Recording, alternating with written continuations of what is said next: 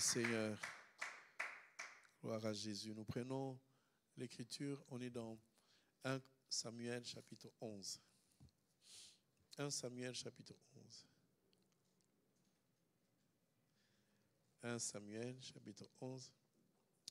Je lis par la grâce de Dieu.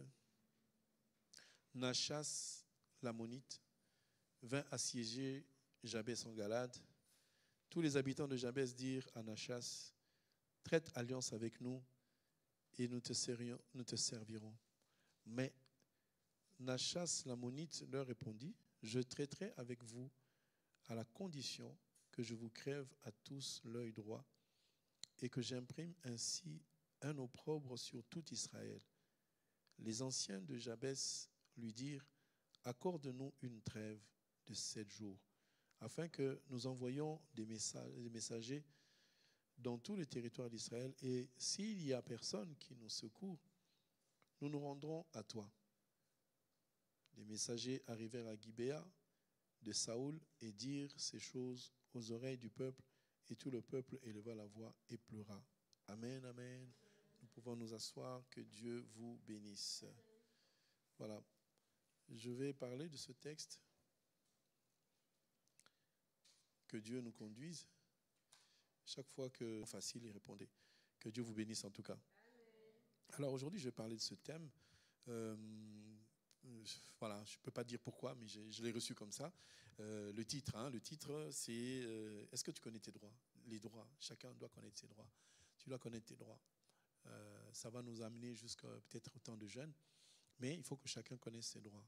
Vous savez, quand un enfant est né dans une maison, bon, nous, désolé, je suis toujours africain, je n'ai pas changé depuis. On vivait avec des parents, on ne leur posait jamais la question. C'est quoi notre héritage? Nous avons quoi comme bien? Tu voyais le père qui débarquait, qui dit ouais, c'est pas normal, on m'a arnaqué, j'ai vendu ma maison. Papa, tu as vendu une maison? Elle était où? Dans un cadre. Tu avais une maison là-bas? Ah ouais, d'accord, ok. Tu avais une maison? On n'est pas au courant. Et les parents se sentent un peu laissés aller. Ils ont eu des enfants à gauche, à droite. Un jour, tu rencontres quelqu'un, tu regardes, tu dis, mais tiens, il ressemble un peu à moi, il me ressemble un peu. Bonjour, c'est qui ton père? Il me dit, ah mais tiens, nous avons le même père, mais on n'a jamais été présentés. Vous voyez un peu? Donc des fois, on risque de se marier entre frères et sœurs sans le savoir, parce que les parents, à notre époque, ne priaient pas. D'où il n'y avait pas bon héritage. Pourquoi je dis ça? C'est juste pour nous montrer que la connaissance est une bonne chose. Le secret ne doit pas être gardé parce que nous avons droit au secret du Seigneur. Et Dieu a fait de nous ses enfants et il a ouvert le cœur pour que nous puissions connaître la parole. On me posera toujours la question, pasteur, c'est quoi la bonne église? La bonne église, les critères sont, ils sont nombreux. Il y a la bonne couleur, le son, il est bon. Soit dit en passant, le docteur, quand il est passé, il n'est pas la référence absolue. Il nous a dit, dans votre église, vous avez un son impeccable. Amen. Amen. Vous êtes d'accord? Oui, parce que vous ne comprenez pas le son. Voilà, bon, il y a des églises où on nous dit, le son, il est exécrable. Mais chez nous, on nous a dit qu'il est bon, et pourtant, on fait des efforts pour améliorer notre son. Donc, vous voyez le niveau de votre amour, que Dieu vous bénisse en tout cas. Il y a la capacité, l'envie que Dieu me donne, c'est de transporter le peuple à un niveau, de l'amener à un autre niveau. Mais puisque chez Dieu, le ciel et la terre, qui connaît la distance entre le ciel et la terre? Vous connaissez? Non. La distance de la terre jusqu'au soleil, vous connaissez? Si vous tapez sur Google, ils vont vous la donner. Mais de manière estimative, vous ne pouvez pas savoir. Donc, pour aller au soleil, il faut prendre, je crois, 7 ans et demi pour y arriver. Il faut voyager pendant 7 ans. Ou 8 ans, je ne sais pas. Regardez, vérifiez. En tout cas, c'est un nombre d'années incalculable. Pour aller sur Mars, il faut faire 2 ans, je crois. 2 ans. 2 ans de... Voilà, vous voyagez pendant 2 ans. Dans avion pendant 2 ans. Enfin, ce n'est pas un avion, c'est une fusée. La distance est longue. Donc, si on fait monter l'église sur un palier, ce n'est pas le dernier palier. Il y a encore un autre. Il y a encore un autre. Donc, nous devons progresser. Nous devons avancer. Et mon désir, c'est ça. Chaque fois avancer, chaque fois monter, chaque fois prospérer. Parce qu'il a dit, je veux que tu prospères à tous égards. Alors, notre texte, quand on y revient, il y a un homme qui s'appelle Nachas, je l'appelais Nasash, mais c'est Nachash ou Nachas. C'est un ammonite. Alors, cet homme, il est très fort. Parce que d'abord, il est ammonite. Ammonites et Moab, je vais vous donner leur source. Ils ne doivent pas accéder. C'est écrit dans la Bible que l'Ammonite ne peut pas entrer dans l'assemblée de Dieu. Qui sont les Ammonites? Les Ammonites et les Moabites, ce sont des enfants que Lot a eus avec ses propres filles. Hein? Donc quand Lot est allé à Sodome et Gomorrhe, quand on lui a demandé de sortir, il est sorti avec ses filles. Et ses filles ont fait boire à leur père et ils ont eu des enfants avec leur père. Et Dieu dit c'est incestueux et je ne veux pas que les Ammonites et les Moabites entrent dans l'assemblée de Dieu. Mais il faut savoir que Dieu, voilà, Genèse chapitre 19, c'est ça, à partir du verset 36, 37, oui, l'aîné enfanta un enfant qu'on appelait Moab, le père des Moabites, jusqu'à ce jour, et la seconde, elle enfantait un enfant qu'on appela Ben-Ami, qui est le père des Ammonites. Donc, ce sont des enfants incestueux. Mais quand vous allez regarder, vous allez voir que ces deux tribus sont toujours en grippe contre Israël. Mais dans l'exercice d'une vie, les Ammonites et les Moabites ne pouvaient pas dominer Israël.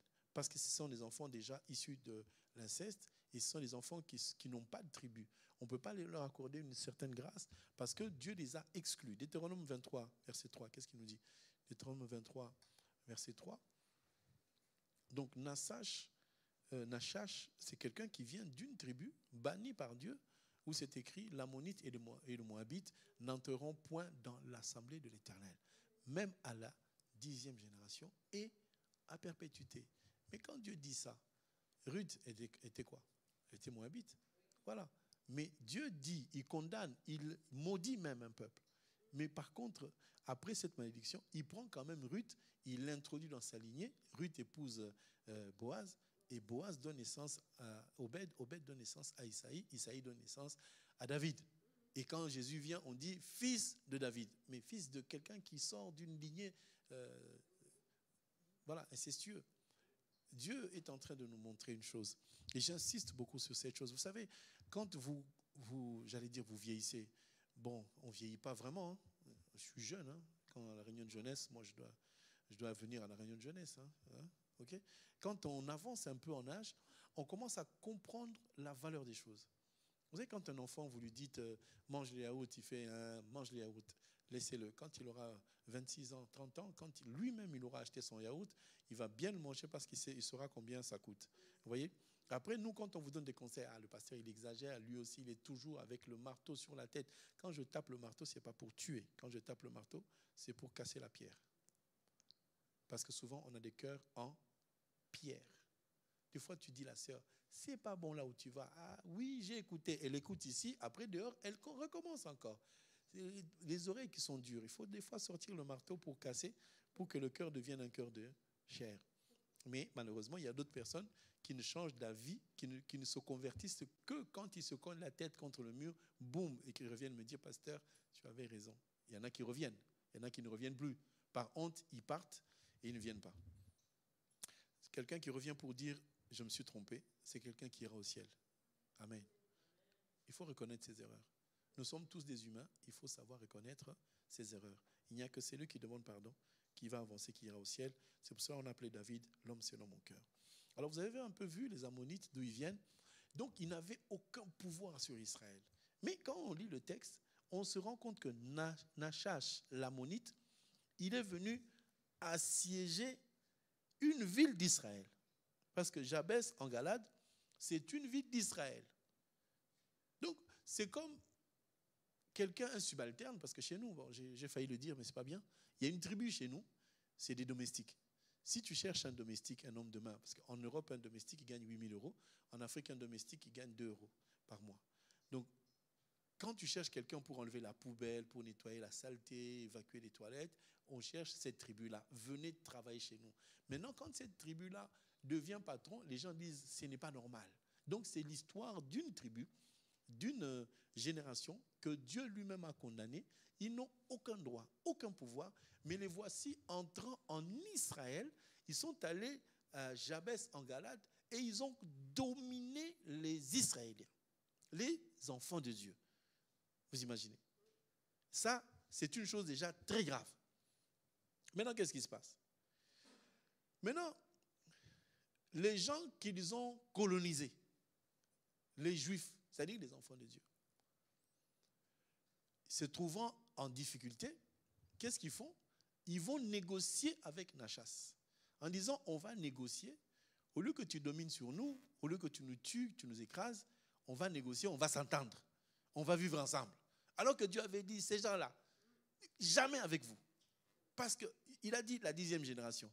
Dieu a compté, il a dit, la 10e génération, Jésus va venir. Non, à perpétuité. Donc, que ce soit aujourd'hui, tout enfant incestueux ne peut pas faire partie de l'œuvre de Dieu. Maintenant, les gens de Jabès en Galade, c'était quelle tribu? C'était la tribu de Manassé. Ces gens-là, ils ont toléré, ils sont même allés négocier avec l'occupant pour dire, on négocie ensemble. Tu ne vas pas nous tuer, tu nous laisses la vie, bon, tu domines sur nous, on accepte que tu sois notre patron.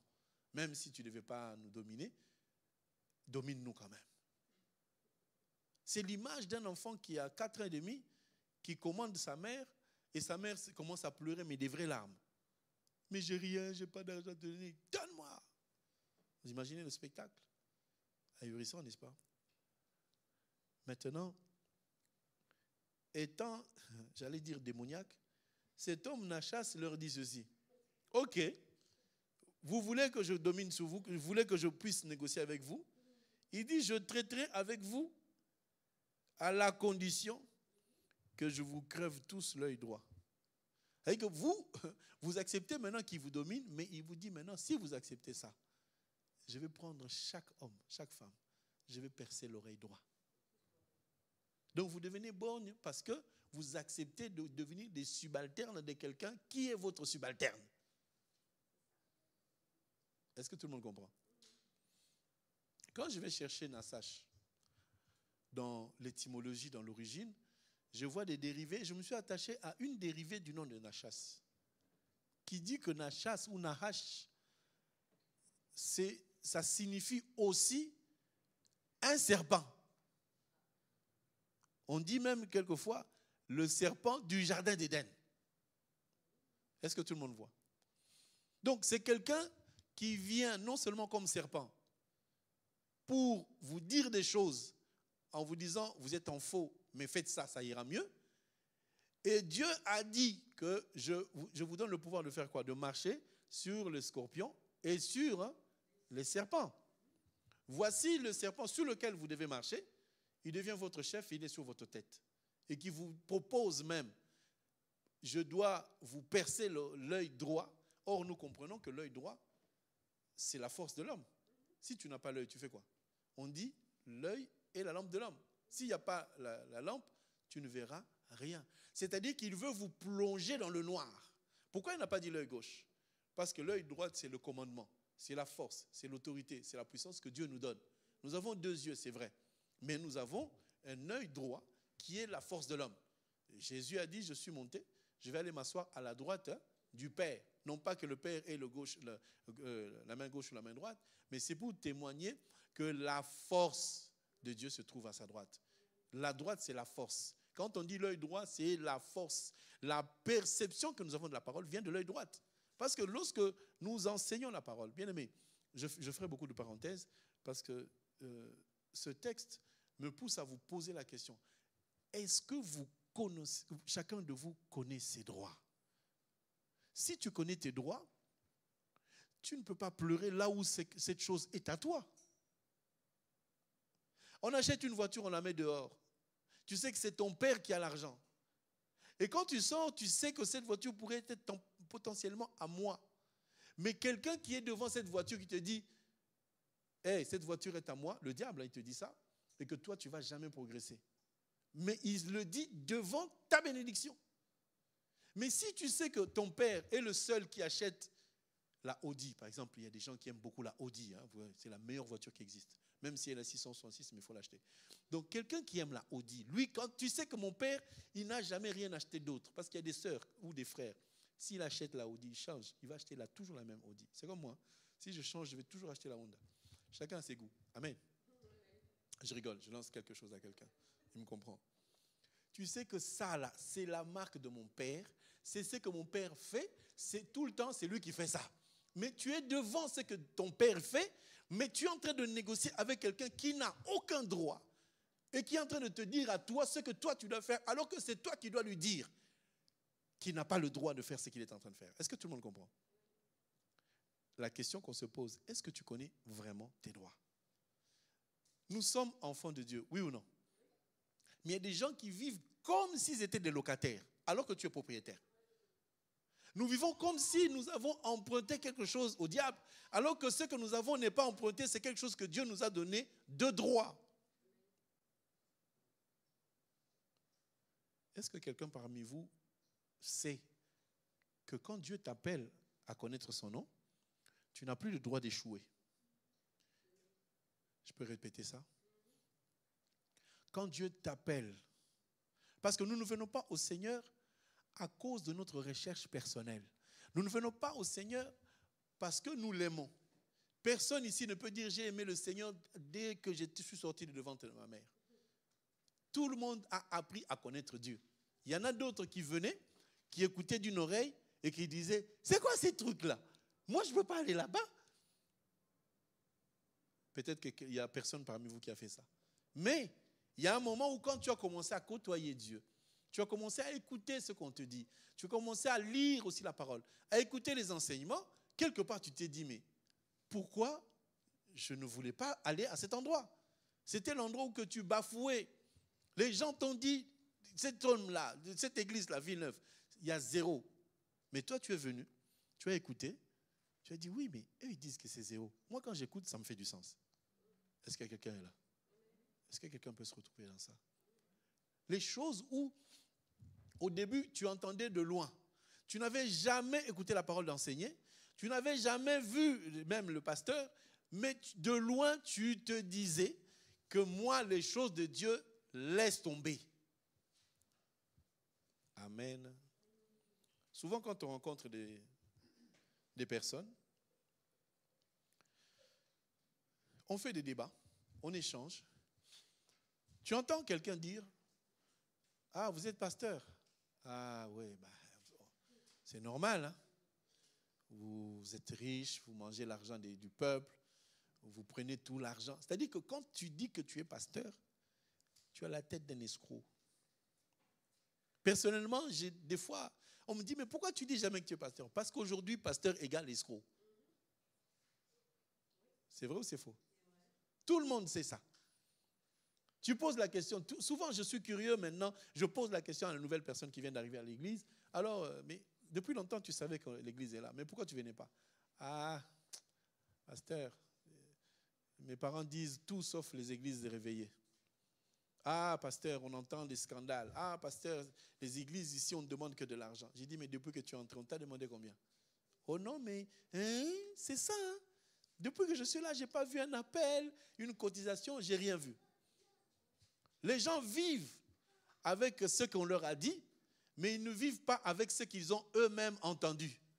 J'aimerais que tu prennes une résolution. Chaque fois qu'on te racontera quelque chose de quelqu'un en mal, que tu ne condamnes pas la personne. C'est une chose qui est devenue très fréquente dans nos églises. Tu rencontres quelqu'un, il te dit « Ah, tu vas à Villeneuve. Oh, tu vas à Villeneuve. Ah là là. Moi, j'étais dans cette église-là. Il y a 4 ans, 5 ans, j'étais là-bas. Oui, non, mais toutes ces églises-là, c'est pareil. Tu as été là-bas, oui. Qu'est-ce qui s'est passé? Oh, le pasteur là, c'est un escroc, mais vraiment, laisse tomber. Moi, vas-y, hein, c'est toi seulement, hein, vas-y seulement. Est-ce que tout le monde comprend? Nachas n'agit pas simplement en te disant, je vais te crever l'œil. Nachas peut agir en te disant, il n'y a rien là-bas. Il peut te donner la mauvaise nouvelle. En tant qu'humain, enfant de Dieu, si quelqu'un te dit du mal de quelqu'un, ne conclue pas sur ce que cette personne a dit. Vérifie par toi-même. Approche-toi de la personne, écoute-la. Regarde ce qu'elle vit, regarde ce qu'elle fait. Là, tu te feras une idée personnelle. Chacun de nous a une façon de voir les choses. N'est-ce pas? Amen, amen. Je ne veux pas revenir sur mon sujet du mariage parce que je l'ai toujours au bout de ma langue. Mais sachez que quand un homme se marie à une femme, la femme a sa façon de voir les choses. L'homme a sa façon de voir, par nature, n'est-ce pas? Maintenant, la femme n'a pas qu'une vision. La femme a une autre vision qui vient de son éducation. Donc vous voyez en tant que femme, vous voyez les hommes avec votre façon de voir et vous voyez l'homme avec votre façon de vivre selon vos parents. Donc tes parents t'ont influencé de la manière dont tu dois regarder les hommes. Ensuite, tu vas à l'école. Ton école, tes amis à l'école vont t'influencer de la manière dont tu dois regarder les hommes. Il y a des filles qui n'ont aucune expérience, qui vivent avec des filles qui ont tellement d'expérience, qui disent que moi, les Congolais comme ça, là, des gens comme ça, là, jamais dans ma vie. Elle a l'expérience parce qu'elle a fait la guerre 40-45. Toi, tu n'as fait aucune guerre. Tu écoutes une personne qui te dit, moi, les Congolais, même en peinture, je n'aimerais pas les voir. Là, maintenant, tu épouses la vie de quelqu'un et tu marches avec toute ta vie. Et voici qu'un jour, un Congolais se présente, ma chérie, je vais t'épouser. Tu ne te souviendras pas de tes parents, mais tu te souviendras d'une copine du lycée qui t'avait dit, moi, les Congolais, même en peinture, je ne peux pas les voir. Est-ce que j'ai parlé à quelqu'un? Bon, toi peut-être pas. Quelqu'un est là. Parce que parmi nous dans l'église, il y a des gens qui ont fait la guerre de 40-45. Amen. Mais il y a des gens qui ont fait la guerre de 14-18. Vous voyez? Quand les gens disent oui ou non, ça dépend de la guerre. Il y a des gens de 14-18 qui te diront, moi je n'ai jamais connu ça. Oui, mais la guerre d'Algérie, c'était en Algérie. Je parle de la guerre mondiale. Chacun puise l'expérience de la guerre mondiale qu'il a connue. Il y a des gens qui n'ont connu aucune guerre, donc aucun avis, mais tu vas ramasser sur le chemin d'une vie un avis qui ne te ressemble pas. Nous, on a toujours appris que les Ivoiriennes laissent tomber et ne se marient jamais. C'est ce qu'on a appris. Sur le chemin de la vie, on a appris que les Congolais, c'est les grands escrocs. Oui ou non? Sur mon chemin, à moi, c'était écrit comme ça. C'était écrit comme ça. Oui, une sœur m'a dit au Cameroun, oui, les Congolais, ils ne sont pas sérieux. Vraiment, c'est des escrocs. J'ai dit, ma sœur, au cas où tu ne saurais pas, je suis Congolais. Il dit, ah oui, mais toi, tu es pasteur. Je ne suis pas sérieux parce que je suis pasteur. On ne peut pas devenir sérieux parce qu'on est devenu pasteur. Jamais. Si tu es escroc, même en tant que pasteur, tu resteras escroc. Tu vas juste changer le langage, c'est tout. Un pasteur qui est escroc, quand il devient pasteur, il va rester escroc toute sa vie. Est-ce que tout le monde comprend? Donc, le Saint-Esprit doit nous changer, ça c'est vrai. Oh, tu diras, non, le pasteur, comment tu peux dire ça? Un escroc peut changer. Oui, mais on a des pasteurs qui sont escrocs. Est-ce qu'ils ont commencé l'escroquerie à l'église? Non, ils ont commencé avant de devenir chrétiens. Est-ce que tu connais tes droits? Est-ce que tu sais que Dieu t'a dit que toi, aucune maladie ne va te tuer? C'est écrit, hein? C'est écrit comme ça que toi, tu ne mourras pas de maladie. Quand la maladie vient, ne pleure pas. Est-ce que tu sais que Dieu avait dit que quoi qu'il arrive sur la terre, tu verras ma gloire? La gloire de Dieu, pour moi, ça peut être, allez, j'ai donné naissance aux enfants alors que je ne pouvais pas. La gloire de Dieu pour toi, ça peut être, tu deviens riche alors que ta famille n'est pas riche. La gloire de Dieu, ça peut être, tu vis bien dans la paix. Même si tu n'as pas beaucoup d'argent, tu vis dans la paix. Une paix que le monde ne peut pas te donner. Si tu crois, tu verras la gloire de Dieu. La gloire de Dieu n'a pas une définition universelle. La gloire de Dieu, c'est selon ce que Dieu t'a appelé à faire. Donc, vous comprenez que Nassach, dans une de ses dérivées étymologiques, c'est le serpent qui vient pour te séduire. Mais celui-ci n'a même pas séduit. Il est allé pour dominer, mais il est allé dans une ville qui s'appelle Jabès. Alors, vous savez, la parole de Dieu, c'est les écrits qui sont les plus riches du monde. On a eu à lire beaucoup de livres dans la vie, mais en lisant l'écriture, en lisant la parole de Dieu, je suis toujours émerveillé. Moi, j'aime bien les gens qui disent, j'ai lu la Bible de Genèse, Apocalypse 3 fois, 4 fois, 5 fois. C'est bien. Moi, je peux vous confirmer, je ne l'ai jamais lu de Genèse, Apocalypse. Non, je n'ai jamais réussi. Je lis portion par portion. Parce que si tu arrives à Chronique, tu vas voir tel a engendré un tel, tel a engendré un tel, tel a engendré un tel. Même si engendra, c'est une bonne chose. Même si c'est l'écriture, il y a un moment où engendra, ça me fait dormir. Il faut se dire la vérité. Oh non, c'est quand même la parole, il ne faut pas dire ça. Je lis engendra. Ça ne m'apporte rien. Oui. Jusqu'au jour où je verrai la révélation des engendra. Mais pour l'instant, j'arrive à une partie de la Bible, je commence à ne plus trouver ma joie. Je la perds. Oh, mais le pasteur, il a avoué qu'il n'a pas lu la Bible. Il y a des pasteurs qui prêchent très bien, qui n'ont pas lu de Genèse, Apocalypse. Nous lisons ce que Dieu nous donne à lire. Je lis, je me sens bien, je comprends, j'avance. Là où je ne sais pas, je ne vais pas vous enseigner ce que je ne sais pas. Parce qu'il y a des choses de la Bible que je ne sais pas. Donc, si Dieu m'inspire ce texte, je ne l'ai jamais enseigné, c'est la première fois que je l'enseigne. Dieu m'a inspiré des choses dessus. Mais en lisant, je suis encore allé pour mon intrigue à moi, c'est de savoir comment un ammonite, quelqu'un exclu de l'alliance, qui s'appelle en dérivé serpent, comment peut-il avoir l'autorité d'aller dominer Jabès en Galade? Je suis allé vérifier Jabès. Ça signifie quoi? En vérifiant Jabès, j'ai vu que Jabès signifie sécheresse. C'est une terre qui est devenue sèche. Ah, j'ai commencé à comprendre. J'ai commencé à comprendre dans le sens où, si une terre s'est asséchée, ça veut dire qu'au demeurant, elle était mouillée. Elle était humide. Donc, elle produisait. On est d'accord ou pas? Je répète, je dis ceci. Jabès, en Galade, c'est une contrée, c'est comme Île-de-France. Jabès, c'est un territoire qui a hérité d'un nom qui signifie, c'était un territoire fertile, mais qui s'est asséché. Or, nous comprenons que quand quelque chose s'est asséché, c'est que l'eau qui se trouvait dans cette terre s'est retirée. On est d'accord ou pas? Est-ce qu'on est ensemble avec ça? Donc, maintenant, quand je vais dans l'étymologie, de comprendre d'abord l'environnement, c'est là que je saisis que si Nachas a eu le pouvoir d'aller seulement à Jabès et de dominer et de faire un pacte diabolique avec ces gens, c'est que quelque part l'autorité que Jabès a eue se réfère à quelque chose qui est sec. Est-ce qu'on peut aller dans Genèse? Je suis dans Genèse chapitre 2. Regardez Genèse chapitre 2. Lisez avec moi verset 7. Non, verset 6. C'est écrit ceci. Mais une vapeur s'éleva de la terre et arrosa la surface du sol.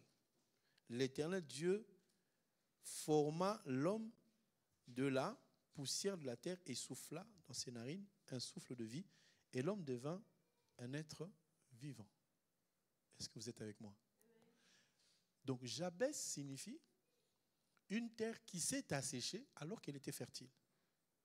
Si je vais dans Genèse, je comprends maintenant qu'avant que l'homme ne soit homme, on a d'abord pris la poussière, c'est-à-dire une terre sans eau. Mais pour faire une forme, il a fallu qu'une vapeur s'élève. Or, comme on avait vu ensemble, la vapeur, c'est quoi? C'est de l'eau. Parce que l'eau a 3 étapes. Vous connaissez les 3 étapes de l'eau. Il peut être l'eau liquide, l'eau vapeur et l'eau en glace, en solide. Mais la partie de la vapeur signifie que la terre qui n'avait jamais reçu de l'eau a été mouillée par l'eau pour qu'elle puisse devenir malléable, qu'on lui donne une forme et qu'en donnant cette forme, on puisse souffler dans ses narines pour que ça devienne un être vivant. Amen. Maintenant, quand je vais en Jabès en Galade, je comprends que la terre sur laquelle l'eau était déjà arrivée, la vapeur était déjà venue, on avait déjà donné la forme, on avait peut-être déjà soufflé parce qu'après la forme, on souffle. Maintenant, puisque le souffle n'est plus dans cette terre-là, le souffle s'étant retiré, l'eau aussi va faire quoi? Va se retirer. Et c'est ainsi qu'on peut dominer. Et lorsque je vais dans Genèse chapitre 3, verset 14, l'Éternel Dieu dit au serpent, « Puisque tu as fait cela, tu seras maudit entre tous les bétails, entre tous les animaux des champs, tu marcheras sur ton ventre et tu mangeras quoi? de la poussière. C'est-à-dire, le serpent avait le droit de manger une terre qui est desséchée. Ça va pour tout le monde? Donc, si Nassach s'appelle serpent et que Dieu lui a donné pour nourriture la poussière, c'est normal que Nassach puisse dominer Jabès, parce que Jabès est défini comme étant une terre qui est devenue asséchée à cause du fait que l'eau en est retirée. Or, pour que l'eau se retire d'une terre, il faut que l'esprit puisse être retiré. Amen, amen. Pour que le diable te domine, il faut que tu perdes le Saint-Esprit. Et quand tu perds le Saint-Esprit, tu commences à t'assécher. C'est quoi l'eau? L'eau, c'est la parole. Cette parole que tu reçois, si tu n'as plus l'esprit, tu vas l'écouter et ça va t'énerver. Quand quelqu'un est déjà en dehors de la parole, quand quelqu'un est déjà énervé, j'aime pas cette église, ils sont injustes, ils m'ont chassé de l'intercession où j'étais, ils m'ont sorti de la chorale où j'étais, ils veulent pas que je joue des instruments. Quand quelqu'un vit comme cela, c'est qu'il n'a plus l'esprit de Dieu. Amen. Parce que si quelqu'un, je prends l'exemple, quelqu'un qui est à la chorale, quand tu chantes pour qui? Pour Dieu. Moi, je me souviens au début, quand on a commencé, la chorale, vous savez comment elle chantait? Elle chantait là, comme ça. Seigneur, prends soin de moi. J'ai des sœurs qui sont venues à l'église pour dire, pasteur, votre chorale, elle chante en regardant le mur. J'ai dit oui, parce que je n'ai aucun verset qui me dit que la chorale doit vous regarder. Vous avez un verset? Est-ce que vous avez le verset qui fait que tous les choristes doivent vous regarder? Il n'y en a pas. On fait ça parce que, bon, écoute, ça fait du bien. Hein? Ça fait bien, la sœur, elle est belle, le frère, il est beau, il a sa belle barbe, il faut qu'il chante. Peut-être qu'il y aura quelqu'un qui va dire Alléluia. Non, pas pour la chanson. Vous comprenez? Donc, je suis en train de montrer que c'est possible. Parce que moi, pour moi, je croyais...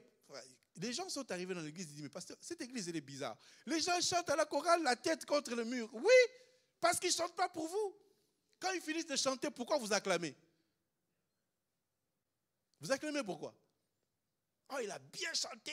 Et quand quelqu'un chante en basse forme en disant, bon, nous on est en do, elle est en la mineur, ça fait une décadence. Les gens disent, mais elle chante faux. Oui, pour tes oreilles à toi, mais peut-être qu'au ciel, on entend mieux. Amen. Amen, amen. Vous êtes là avec moi? Je ne vous choque pas. Hein? Si je vous choque, levez la main, dites, pasteur, non, non, non, tu le choques là.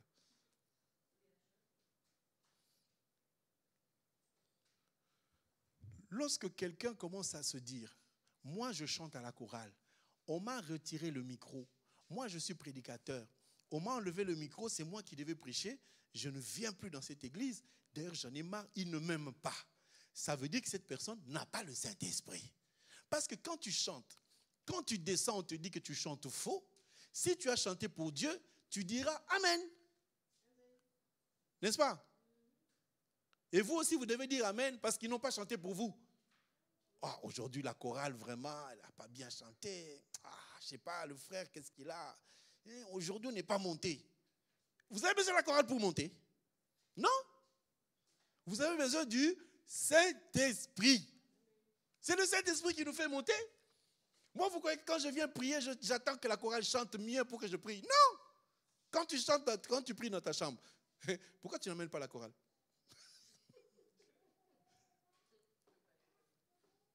La chorale est un symbole de nous louons Dieu, nous l'adorons, parce que quelquefois avec le cantique, ça peut te permettre de monter. Tu dis, oh Seigneur, oh là là, cette chanson elle me touche, pour que vous puissiez monter. Ok, mais si la chorale ne te fait pas monter, c'est que toi, spirituellement, tu n'es rien. Si tu as un service à l'église, qu'on te dise, ma soeur, arrête, c'est quelqu'un d'autre qui va faire la place. Bénis Dieu. Pourquoi les gens ne disent pas Amen? Notre pensée, c'est de dire quoi? C'est de dire que quand une terre est asséchée, elle ne recevra plus jamais la parole de Dieu. Parce que ce qui fait vivre la parole de Dieu en nous, c'est le Saint-Esprit. Voilà pourquoi nous avons vraiment besoin du Saint-Esprit. Parce que le Saint-Esprit, quand il entre en nous, le Saint-Esprit vient habiter en nous, toute la parole que tu vas écouter, elle deviendra fluide. Amen. Comme je suis en train d'enseigner là, quand je suis en train de parler, si tu as le Saint-Esprit, il y a des choses que je suis en train de dire, il y a des exemples que je donne, mais toi tu les entends mieux, tu comprends encore plus que ce que je suis en train de dire, parce que le Saint-Esprit te conduit à écouter mieux, à mieux comprendre. Amen, amen. Quand je dis que l'Éternel guérit, tout le monde dira Amen, Alléluia, parce que vous aimez la guérison. Mais quand je dis qu'il faut abandonner le péché, les gens ont la tête en bas, on dit qu'est-ce qu'on a encore fait? On a fait quoi encore? Alors que quand on parle du péché, si tu n'es pas concerné par le péché, qu'est-ce que tu dis? Tu dis Amen, Seigneur, merci pour ce rappel, je ne suis plus dedans. Les églises, on a une grosse maladie. C'est que quand on prêche, je ne sais pas, j'ai regardé dans la liste des dons, j'essaie de mettre les 9 dons dans 1 Corinthiens 12, mais je n'ai pas vu le don d'interprétation des prédications ou d'enseignement, je n'ai pas vu. Parce qu'il y a des gens qui, lorsqu'on a fini d'enseigner, ils prennent l'enseignement, ils vont l'interpréter et envoyer à ces personnes en disant « Cette prédication, c'est toi qu'on a enseigné. Et que la pierre qu'on a jetée là, c'est parce que tu as fait ci, tu as fait ça. » Ce don-là, je ne l'ai pas vu sur la liste. Et évitez de faire ce genre de choses. La terre peut se dessécher aussi, non pas parce que l'Esprit de Dieu a quitté, mais l'Esprit de Dieu est attristé. L'Esprit de Dieu peut être attristé par un élément ou deux ou plusieurs, mais je vais en citer quelques-uns. N'attristez pas le Saint-Esprit que vous avez reçu, parce que vous pouvez attrister le Saint-Esprit par le Congo-ça et la critique. Il y a une chose qui est très facile à faire. Tu rencontres un frère. Bonjour mon frère, ça va? Tu fais quoi? Non, je suis à la maison. Ah, c'est bien, c'était bien le culte. Oui, oui, j'ai beaucoup aimé. Mais la sœur qui était habillée là, ah, c'est fini. Mais la sœur qui dansait là. C'est-à-dire qu'on entre dans une forme de critique sans critiquer. En plus, vous vous dites, c'est vrai, hein, on ne critique pas, hein, mais la manière dont elle s'est comportée, franchement, ah, on entendra le pasteur, hein, on va lui poser la question. Hein. Amen, amen. Nassach, l'ammonite, n'a aucun droit sur nous. Mais si nous marchons dans une dimension, Nassach, l'ammonite, aura le pouvoir sur notre vie. Est-ce que tout le monde comprend ça? On a vu les origines de ces gens-là. Mais nous devons nous méfier de ce qu'ils font. Galates chapitre 5, verset 7. Qu'est-ce qu'il nous dit? Galates 5, verset 7. Vous couriez bien. Qui vous a arrêté pour vous empêcher d'obéir à la vérité? Vous couriez bien. Cette influence ne vient pas de celui qui vous appelle. Un peu de levain fait lever toute la pâte. On peut s'arrêter là. Vous savez, dans la vie d'un enfant de Dieu, il y a le début, le décollage et la vitesse de croisière. Le début, c'est toujours avec euphorie, la joie. Quand quelqu'un écoute la parole pour la première fois, ça bouscule sa vie et ça lui fait du bien. N'est-ce pas? Les premières fois où tu es venu dans cette assemblée, quand tu as écouté la parole pour la première fois, ça t'a secoué en bien. Et quelques-uns ont même commencé à, entre guillemets, parler en langue, sentir la chair de poule quand on priait. Tu sentais vraiment qu'il y a quelque chose qui se passe dans cette église. Je n'ai jamais été dans une église comme celle-ci. Chaque fois qu'il y a la prière, je viens, je sens des frissons. Je commence à sentir que mon corps ne tient plus. Je crie maintenant, mais pas parce que je veux crier, mais parce que l'Esprit me conduit à crier. Tu sens maintenant, quand tu sors de l'église, tu es chez toi, tu as le goût, un goût de quelque chose de heureux, de bien dans ton cœur. Est-ce que vous savez que Dieu sait nous faire du bien? Dieu, il sait vraiment nous faire du bien. Tu commences à voir mardi, mercredi, tu attends juste, ah c'est quand dimanche? Oh là là, j'aimerais aller là-bas pour passer du temps, la prière, la joie, la parole, les cantiques, c'est tellement merveilleux. Là, ça décolle. Pasteur, je vais prendre mon baptême. On te baptise, quelle joie, ça décolle. Maintenant, tu commences à avoir cette habitude de venir à l'église. Tu commences à avoir cette habitude de se donner à Christ. Il y a quelque chose qui se passe à côté de toi. Tu ne regardes même pas. Non, je ne suis pas venu pour ça. Moi, c'est Christ. Il y a quelque chose, tu es en train de critiquer. Ah non. Moi, je ne veux pas ça.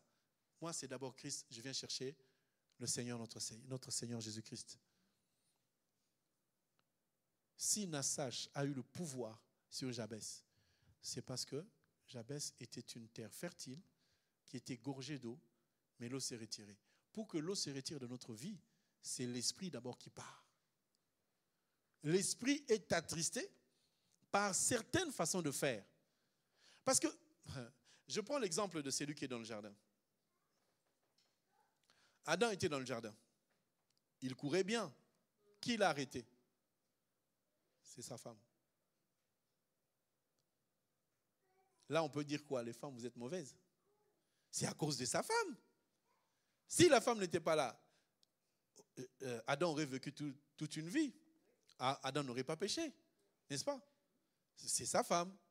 Donc les femmes sont mauvaises.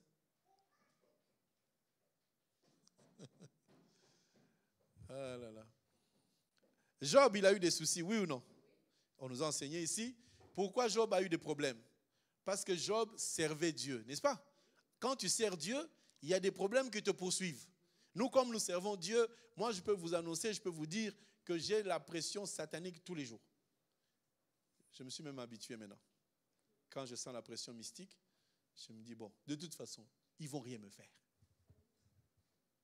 Je vous assure, au début, quand vous chassez les démons, quand vous détruisez les forces des ténèbres, quand tu vas dormir, tu te réveilles en sursaut, ils viennent te dire pourquoi tu nous as délogés alors qu'on était bien chez nous. Au début, j'entre en jeûne, en prière pour éviter les représailles. Je vais dans la maison de quelqu'un, je prêche la parole, la personne échange. Quand je reviens à la maison, encore les attaques. Tu les vois venir comme des zombies, ils veulent t'arracher, ils veulent te prendre. Mais tu dois savoir que puisque tu as fait au nom de Jésus, même si tu les vois la nuit, ils ne te feront rien. Puisque tu n'es pas allé en ton nom, tu es allé au nom de... Donc Jésus ne peut pas te laisser. Hein? Imagine-toi un caporal qui va, il arrête un meurtrier qu'on cherchait de partout, il arrête, on le met en prison. Et tu rentres chez toi, les gens du quartier ils viennent dévaliser ta maison, ils brûlent. On ne te protège pas? Si, on doit te protéger. Parce que c'est lui qui t'a envoyé, ce n'est pas un homme, c'est Dieu. Et à force, on commence à se dire, bon, c'est la routine. Hein? Quand ils viennent même, bon, des fois on discute, tu veux quoi? Tu veux m'attaquer? Tu sais que tu ne peux pas m'attaquer. Tu ne vas rien me faire. Et puis ils s'en vont. C'est vrai que quelquefois on voit des conséquences. J'encourage à tous ceux qui veulent épouser les pasteurs, vous allez voir des conséquences dans votre maison. Vous allez voir des douleurs, des difficultés. Je vous encourage. Quand je vois les gens qui se battent, moi je vais être pasteur, j'ai dit bon courage, viens prendre ma place. Je vais dire ceci. Adam, s'il a péché, toujours remettre les choses à leur place, dans leur contexte, ce n'est pas à cause de sa femme. Parce que la femme d'Adam, c'est l'image de la chair d'Adam. Et c'est la chair qui a fait pécher Adam. Tu marchais bien, qu'est-ce qui t'a arrêté? La première des choses qui t'arrête, c'est ta chair. C'est ton orgueil. C'est ta personnalité. Moi, on ne peut pas me faire ça. Moi, on ne peut pas me dire ça. On a vu avec le bien-aimé Yannick, et je pense que même le frère Anissa en a parlé, que lorsque nous marchons avec Dieu, Dieu peut décider qu'il y ait des problèmes dans notre vie. C'est Dieu qui décide. J'aimerais vous poser une question. Est-ce que quelqu'un peut nous dire qu'on peut se voir dans 2 jours? On le dit, hein? À dimanche. Mais dans notre cœur, on dit toujours par la foi. Ce n'est pas parce que nous avons peur de mourir, parce que nous savons que Dieu nous gardera. On commence à parler par la foi parce qu'on sait que Dieu sera là. Mais de toi à moi, Dieu lui-même a fait un plan. Si on peut se voir ici dimanche prochain, hein, c'est que Dieu est vivant, n'est-ce pas? Si on peut se voir dimanche prochain, Dieu est vivant ou pas? Mais pourquoi vous craignez quand il y a la maladie? Vous ne pouvez pas dire cette maladie n'est pas pour la mort. Pourquoi quand il y a des soucis, des problèmes, vous vous dites toujours, mais pourquoi ça m'arrive? Et pourtant, c'est Dieu qui est au contrôle de toutes choses. Je n'aime pas le péché, je ne peux pas l'encourager. Quand bien même tu auras péché, le Seigneur, s'il avait un plan pour toi, il va te punir. Dites Amen. Mais du moins, vous allez continuer avec le Seigneur. Mais si tu continues à faire le mal, Dieu ne te punira plus. Il va juste fermer la porte et tu ne l'appartiendras plus jamais. Dieu est miséricordieux, mais cependant, nous devons chaque fois revenir à lui.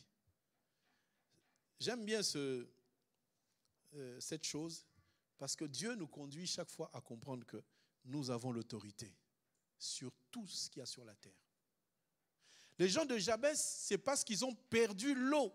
Ils ont perdu la parole.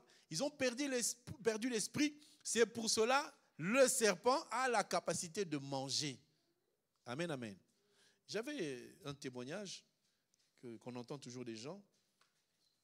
Ce bien-aimé-là, il était dans le monde des ténèbres avant. Il ne connaissait pas Dieu. Il vivait dans le monde des ténèbres. Cet homme dira qu'il y a des églises sur terre, principalement en Afrique, mais allume le premier alors. Le premier, voilà. Le pasteur, il avait une dizaine de membres. Après 5 ans, 6 ans, 12 personnes. 7 ans, 8 ans, 14 personnes. Il dit, comment je vais faire? Et il y avait une église à côté où il y avait 5 membres. Vous savez, en Afrique, les églises sont côte à côte. Et son église est passée de 5 à 50, de 50 à 200, de 200 à 400. Le pasteur, qu'est-ce qu'il a fait? Il est allé voir son collègue. Collègue, tu as commencé après moi. Moi, je suis à 14 membres après 8 ans. Toi, tu es à 500 membres après 3 ans. Il lui a dit, c'est parce que tu ne pries pas assez. Il dit, je jeûne tout le temps. Je me rue par terre. Je ne dors pas beaucoup. Je suis toujours à l'église en train de prier. Tu me dis que je ne prie pas. C'est là qu'il a dit, écoute, paye le billet. Suis-moi au Bénin. Il est allé au Bénin. Quand il est arrivé, on lui a dit, bienvenue au club. Désormais, il y aura ça, ça, ça, ça. Quand tu rentres chez toi, tu fais ça, tu fais ça, tu fais ça. Le pasteur est rentré. Lui qui craignait Dieu, il a fait tout ce qu'on lui a dit.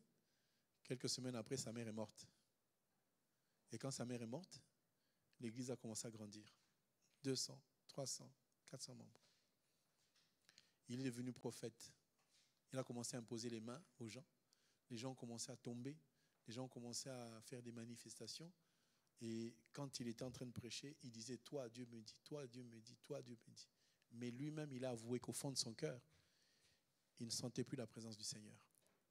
L'église était remplie, mais lui, son cœur est devenu vide. Au final, on lui a dit, il faut que tu donnes ton fils.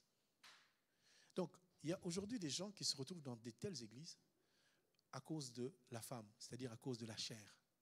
Si aujourd'hui, on voit de ce texte dans lequel on dit « Nasash est venu », il est venu pour dominer Jabès en Galade, c'est aussi pour nous envoyer le message de dire une chose.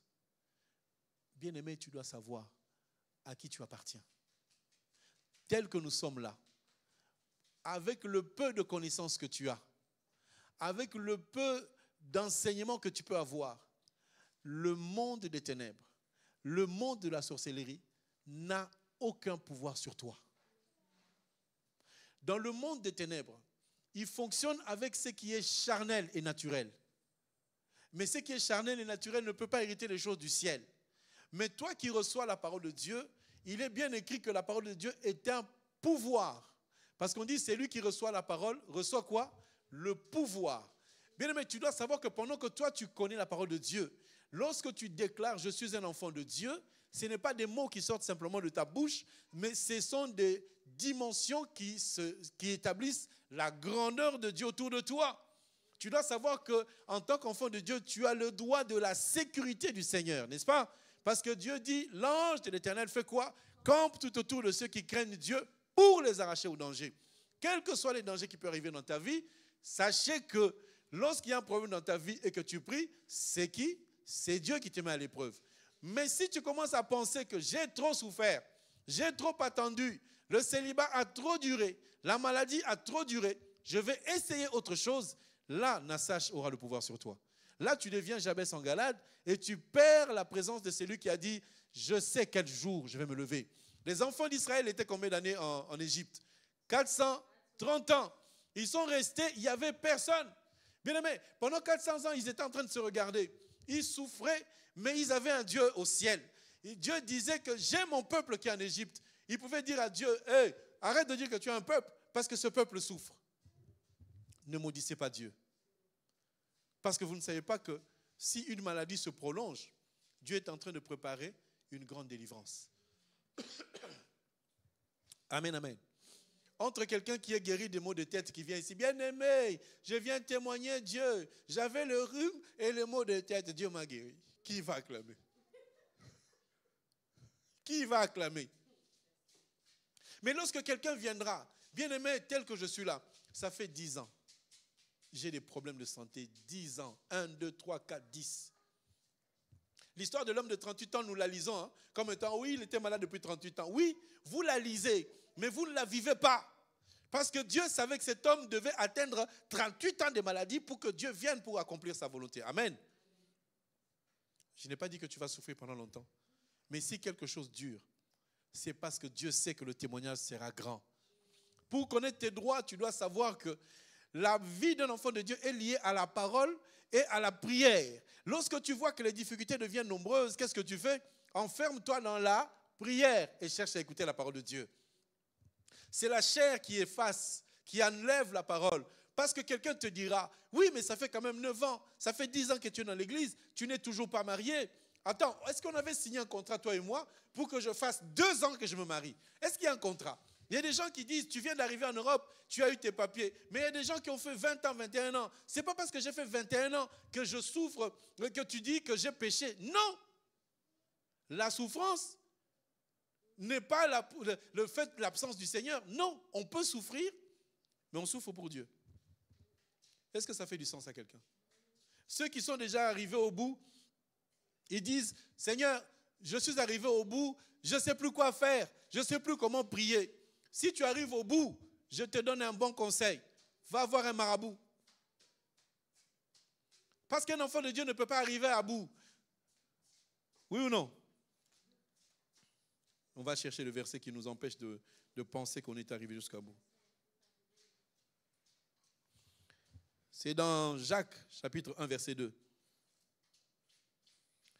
Mes frères, regardez comme un sujet de joie complète les diverses épreuves auxquelles vous pouvez être exposés, sachant que l'épreuve de notre foi produit la patience.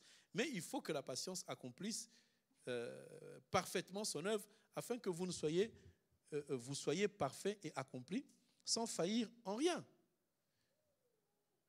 J'aimerais dire à quelqu'un aujourd'hui, si tu connais tes droits, tu dois savoir que tu ne dois pas bouger jusqu'à ce que Dieu fasse quelque chose.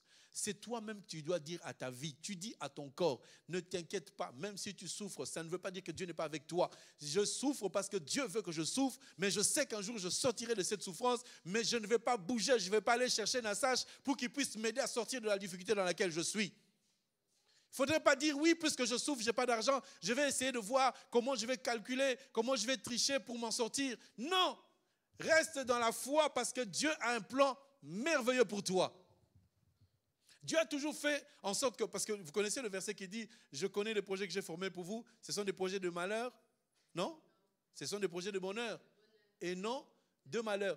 Le piège se trouve dans, ce sont des projets de bonheur et non de malheur. Dieu est en train de nous dire, j'ai 2 projets. Chaque homme qui connaît le nom de l'Éternel a toujours 2 projets. Dieu commencera par toujours le projet de malheur pour te ramener au projet de bonheur. On ne peut pas arriver au bonheur sans passer par le malheur. Amen. Quand une femme est enceinte, c'est un bonheur ou c'est un malheur? C'est la joie. Quand on voit vraiment que le ventre il gonfle, c'est la joie. Surtout quand il y en a 2 dedans, on dit oh là là, quand elles vont sortir là, on va vraiment pincer les joues. C'est la joie, n'est-ce pas? Pour vous qui regardez et pour elle qui a la grossesse, oui ou non? Mais pendant qu'elle vomit là, vous êtes avec elle.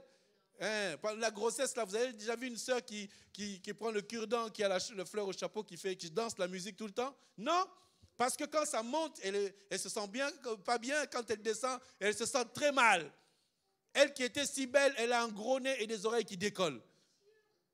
C'est pendant la grossesse qu'on devient plus belle qu'avant. Là, tu es naturel. Le make-up, quand tu mets, ça tombe tout de suite.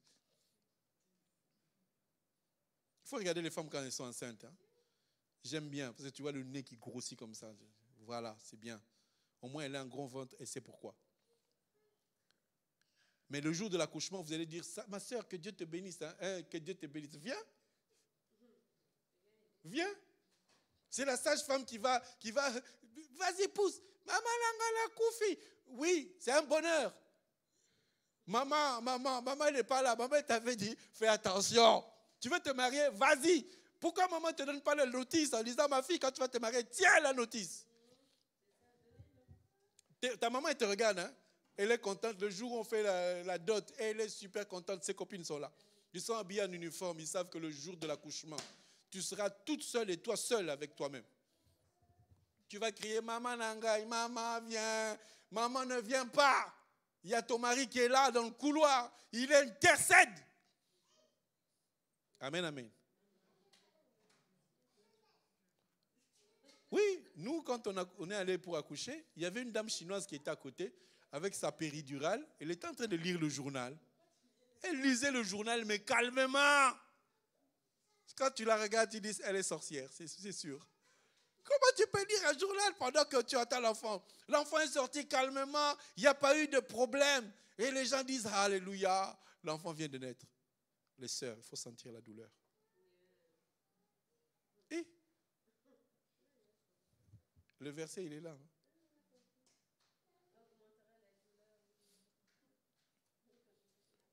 Nos mamans disaient, c'est le dernier, c'est le dernier, c'est le dernier. 4, c'est le dernier, 5. C'est le dernier, 6. C'est le dernier, 8. C'est le dernier, 10. Je demande à ma mère, mais il n'y avait pas échographie, il n'y avait rien. Péridurale, il n'y avait pas. C'était fait comment? Elle dit, quand tu sors de l'accouchement, tu dis, c'est fini. Mais il y avait quelque chose qui était au village.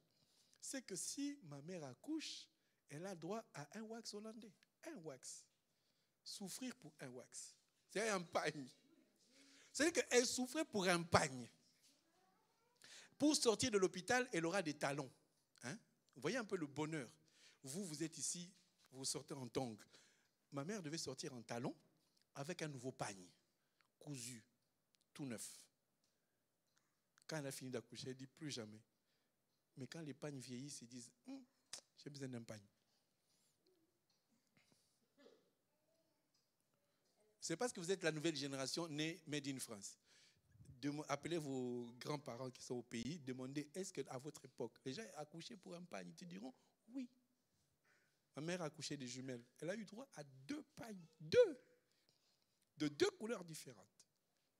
La joie d'avoir un nouveau pagne, mais la souffrance d'avoir eu des enfants. Il n'y a rien qui se fait gratuitement. Ceux qui gagnent 5 000 euros, 6 000 euros, ils se lèvent quand même à 4 heures pour aller travailler, non? Ils travaillent quand même jusqu'à 22 h, 1 h du matin, non? Oui ou non? Tu ne peux pas gagner 5 000 euros en dormant. Hein? Je ne sais pas si ça existe. Vraiment, c'est... Bon, il y a des gens qui m'ont dit maintenant avec l'IA, c'est possible, tu dors, c'est en train de produire. Mais pas 1 million d'euros, non. 1 million d'euros, tu vas manquer de sommeil. Dieu a déjà prévu des choses pour lesquelles nous devons vivre sur terre. Le but de ces messages, c'est que tu saches que même s'il y a la souffrance, même si ça ne marche pas encore, ne laisse pas Nassach dominer sur ta vie. Il va te percer l'oreille. Il va te percer plutôt l'œil. Sois confiant en l'Éternel. Ce que Dieu a prévu, ça finira par arriver. Dieu sait quand est-ce que ça va se faire. Vous savez, quand ton père et ta mère ne s'étaient pas encore rencontrés, Dieu savait qu'ils allaient se rencontrer tel jour, telle date. Tes parents n'étaient pas encore nés, ton grand-père n'était pas encore né, ton arrière n'était pas encore né, que Dieu savait qu'en 2025, tu serais mère avec autant d'enfants. Ce n'est pas nouveau. C'est ça qui doit nous pousser à dire, même si aujourd'hui j'ai une difficulté quelconque, je sais que cette difficulté n'est que passagère. À un moment, ça va s'arrêter, je vais atteindre un niveau très élevé. Dieu ne nous a jamais appelés pour nous mettre dans la médiocrité. Dieu, il nous a toujours appelés pour être dans l'excellence. Parce qu'il veut que les enfants de Dieu soient notés comme étant des bonnes personnes et non pas des personnes qui sont là toujours pour demander « Donne-moi, donne-moi, donne-moi ». Et c'est lui-même qui a dit dans la prière dite « Donne-nous aujourd'hui le pain ». Pourquoi il nous dit dans notre prière que nous puissions demander à lui? Parce que Dieu n'aime pas que tu demandes aux voisins. Amen. Je prends un exemple. Tu as ta fille. Elle a 3 ans et demi. Elle va chaque fois chez ta voisine demander des bonbons. Est-ce que tu seras heureuse? Nos enfants sont compliqués. Hein? Chez toi à la maison, mange. Mange. Elle va chez le voisin. Là, elle finit tout. À la maison, tu ne manges pas. Là-bas, tu manges toujours. La honte que vous tapez avec vos enfants. À la maison, ils grignotent. Papa, je ne vais pas. Tu mets sur la table comme ça, il balaye ton yaourt. Mais chez le voisin, il va même jusqu'à lécher le pot. Et les voisins te regardent en disant, votre fils mange très bien. L'air de vous dire que chez vous, il ne mange rien du tout. Surtout si c'est des blancs. Il a un bon coup de fourchette, votre fils. Ah ouais. Tu as envie de dire, je vais vous inviter, vous allez voir ce qu'il mange. Faisons confiance à Dieu. Ne laissez pas Nassach entrer dans votre vie. Vous n'êtes pas pauvre. Amen, amen. Tel que tu te vois là, tu n'es pas pauvre. Les gens voient la pauvreté, mais toi, en toi, tu es riche. Quand un enfant vient de naître, j'aime pas l'exemple de cet homme parce que, bon, je n'ai pas d'autre exemple. Mais, bon, j'allais dire un président de la République, vous comprenez de qui je vais parler. Quand il est né, est-ce que ses parents voyaient en lui un président de la République? Non. Quand Obama est venu dans sa vie, ses parents l'ont traité comme un enfant noir, comme tout le monde. Quand il est allé au lycée, les lycéens, ils le voyaient comme tout le monde, non? Il y avait même qui ne lui parlaient pas. Il y avait même qui le bousculaient parce qu'il était trop lent, trop mou. Il y avait même qui l'insultaient, qui le critiquaient. Il y avait même qui lui ont dit, toi, tu feras quoi dans ta vie, toi, regarde, cette saleté-là. Oui, aux États-Unis, noir comme toi, tu feras quoi dans ta vie? Les gens ont dû l'insulter, oui ou non? Vous croyez ou pas? Est-ce que les enfants se respectent quand ils ont 8 ans? Non, ils insultent. Hein. Tu as des grandes oreilles comme Obama, on t'insulte. Hein. Moi, je sais ce que c'est. Mais tous ceux qui l'ont insulté, quand ils ont vu Obama, président de la République, ils n'ont pas fait ça. Bon, essaye d'imaginer, tu avais 8 ans, tu l'avais insulté, il te connaît, tu l'avais appelé grosses oreilles, grosse tête. Un jour, il vient dans le lycée où tu es, tu le salues, tu dis, excuse-moi, c'est moi qui t'avais insulté quand on avait 8 ans et demi. Le mec qui t'a insulté, il est en face de toi, il est président de la République. Et toi, peut-être, tu es quelqu'un de très important, que Dieu a déjà arrangé ta vie, mais tu es en train de vivre comme quelqu'un qui n'a rien. Et tu es toujours en train de regarder, Dieu, il y a des choses que Dieu n'aime pas, c'est la comparaison. Seigneur, pourquoi les autres, ils marchent, moi, je ne marche pas? Pourquoi les autres, ils avancent, moi, je n'ai pas? L'autre s'est marié, il y a même l'autre là, ça vient de se marier. Quand tu dis l'autre là, tu dis c'est... Vous comprenez ce que je veux dire? Tout le monde peut se marier, mais quand elle s'est mariée, Seigneur, c'est abusé. Quel abusé? Il n'y a personne dont le mariage est un abus. Chaque mariage a une valeur. Amen. Il n'y a personne qui, lorsqu'il accouche, c'est un abus. Non. Il a accouché, c'est parce que c'est la grâce que Dieu lui donne. Donc, nous devons comprendre que Dieu a tracé un plan pour nous. Ne laissez pas Nassach prendre la place. Même si ça te colle, même si ça te fait mal, même si ça dure, ne baisse pas les bras. Sache que la promesse de Dieu, elle ne s'enlèvera jamais tant qu'elle ne s'est pas accomplie dans ta vie.